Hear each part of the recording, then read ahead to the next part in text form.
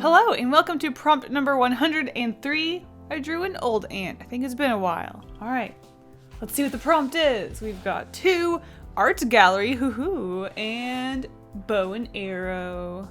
Remember when I drew an art gallery for my first ant thing? I guess that was more of a museum, but anyways, okay, here we go.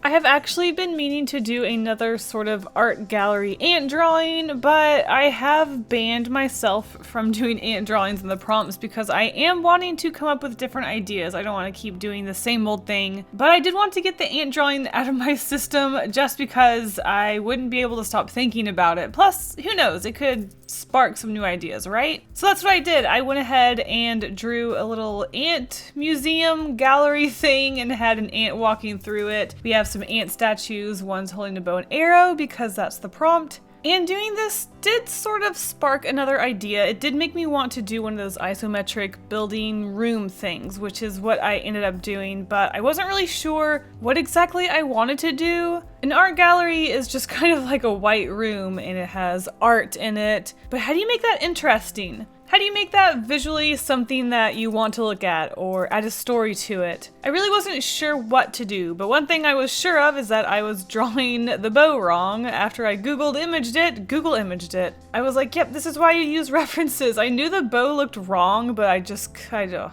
it was bad.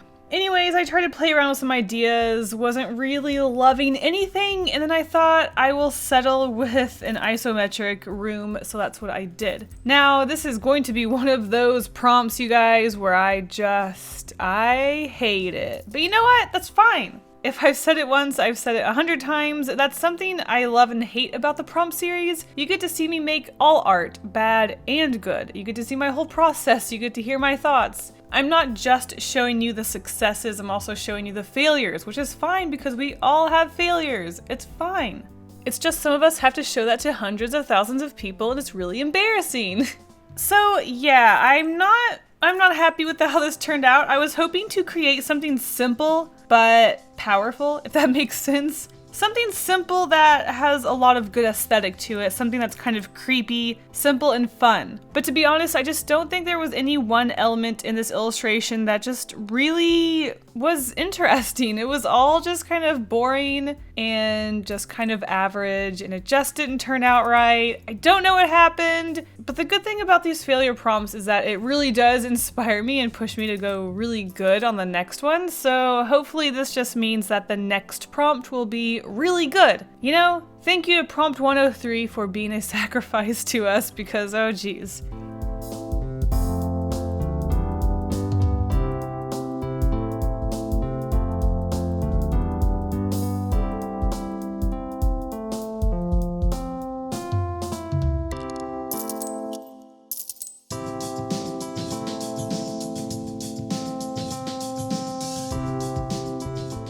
Okay, so I guess one idea that I didn't really talk about in my sketches was that to make this art gallery a little more interesting, because like I said, it's just a white room with white walls and some paintings on it, I thought I would put in some of my little black figures that I've been putting in my illustrations lately. Just have them as these little mysterious shadows that are creeping around, popping out of the images. Basically, I guess it's kind of like a replacement for the ants. It's not really much different, huh? As I was penciling this one, I also thought that the bow and arrow looked sort of like it could be a stringed instrument, so I turned it into that, and then I turned a sword into a piano, and then I themed all of the other art on the wall around different musical instruments. I don't know, you guys. This one is just kind of whatever. Also, something else to talk about, Strathmore has changed their paper, maybe? I've had this issue before and then I bought some paper and it was normal, but then recently I've bought more paper and it's back to being weird again. The cold press watercolor paper is textured compared to the hot press watercolor paper, but lately it's been super textured, like it's so deep in the grooves and it's kind of a weird stripy consistency, which I really don't like either. It's like these little lines going through the paper instead of just random little textures. So lately I've been having a lot of issue with my pen work because as I put the pen across the page, it gets caught in these little grooves and then it doesn't want to go the way I want it to. So my line work has been pretty messy these past few weeks. Not to mention that the texture in each page is different. It's like not even consistent. So I'm not really sure what's going on with Strathmore. I feel like this isn't I just hope it's not a change because I really, really like their cold press watercolor paper texture. And I really, really hate this one. So that was something I was struggling with because I thought it would be cute to have like this really small illustration of a room. But the smaller I work with this textured paper, the harder it is to do line art that is straight. So there's a lot of wonky line art in this one, which can be used as a cute style, but it was just not something that I was going for. So it was a little frustrating. Oh boy.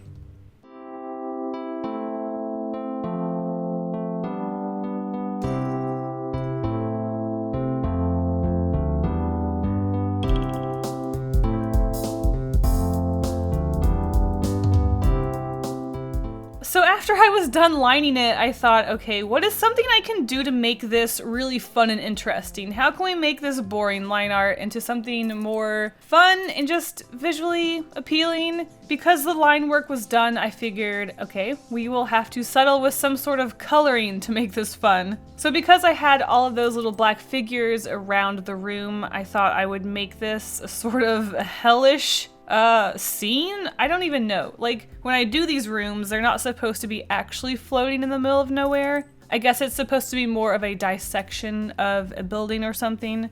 But I thought I would just take it a little more literally, and so I put this sort of creepy red to purple in the background to sort of suggest that it's spooky or something. I don't know.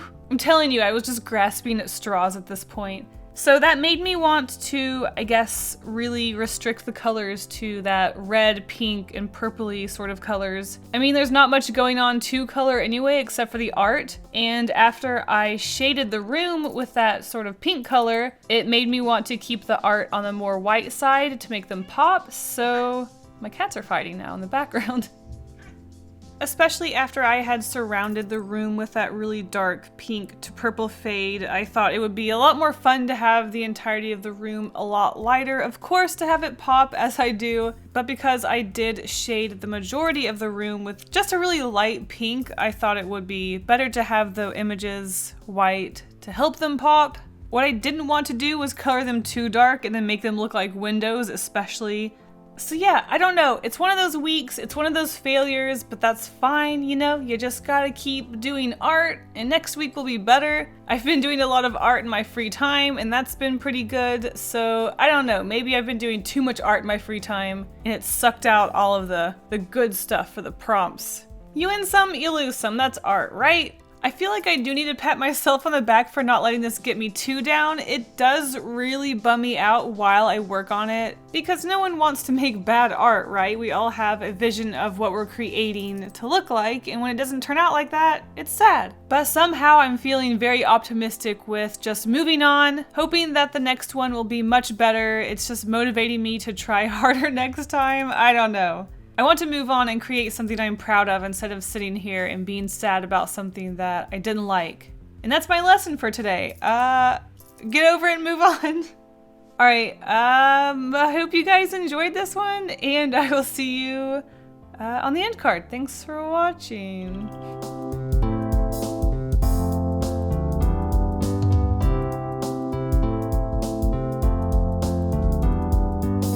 Alright, let's take a peek at these featured artists for the prompt radio. First we have Sartoria13. I obviously really love the way you framed your illustration. It's just so much fun to play around with different shapes. So we've got this really silly seahorse looking at a radio and these really beautiful jellyfish in the background, so I really loved your entry.